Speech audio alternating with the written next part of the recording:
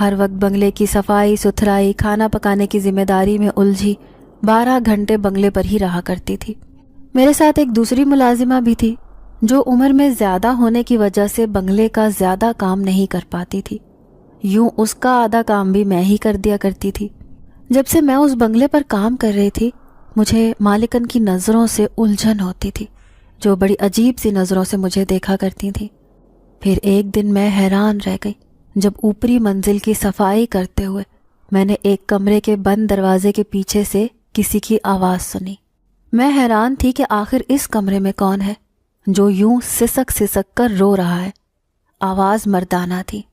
ایسے کسی مرد کا رونا میرے لیے بہت عجیب تھا، کیونکہ میں نے اپنے باپ کے سوا کسی دوسرے مرد کو اپنی زندگی میں نہیں دیکھا تھا، اور ابا تو کبھی مشکل سے مشکل حالات میں بھی روتے ہوئے نہیں دیکھا تھا۔ یوں ایک مردانہ رونے کی آواز سن کر میں حیران تھی۔ آج سے پہلے تو کبھی میں نے کمرے میں اس طرح سے رونے کی آواز نہیں سنی تھی۔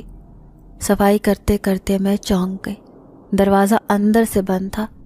جیسے ہی میں نے دروازہ کھولنے کے لیے ہاتھ بڑھایا تو اچانک سے مالکن کی کرخت سی آواز میرے کانوں سے ٹکرائی۔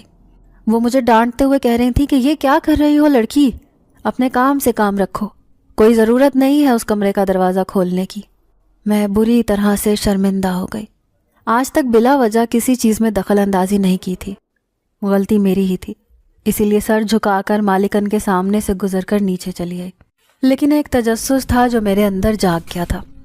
میں تجسس بھری نگاہوں سے اس کمرے کے بند دروازے کی طرف دیکھتی اور مردانہ رونے کی آواز میرے کانوں میں گونجتی رہتی۔ پھر ایسا ایک بار نہیں بلکہ کئی بار ہوا، اور وہ رونے کی آوازیں میں 3-4 دفعہ سن چکی تھی۔ اب مجھ سے رہا نہ گیا۔ ایک دن گھر میں کام کرنے والی دوسری بوڑھی ملازمہ سے میں تجسس سے پوچھنے لگی کہ اماں، آخر اس کمرے میں ایسا کیا راز چھپا ہے جہاں مالکن جانے سے منع کرتی ہیں؟ کیا اس کمرے میں کوئی رہتا ہے؟ مجھے تو آج تک کوئی بھی وہاں سے آتا جاتا دکھائی نہیں دیا۔ اماں میرے قریب آئی، کہنے لگی بیٹا، یہ بات سوائے میرے کوئی نہیں جانتا، اس کمرے میں رہنے والا مالکن کا بیٹا ہے۔ نہ جانے اسے ایسی کیا بیماری ہے جو ماں اسے یوں چھپا کے رکھتی ہے۔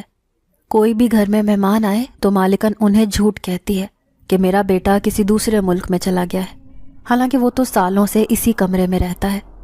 اس کے کھانے پینے، اٹھنے بیٹھنے، جاگنے سونے کا خیال مالکن خود رکھتی ہے، نہ تو کسی ملازم نہ کسی دوسرے شخص کو اس کے کمرے میں جانے کی اجازت ہے۔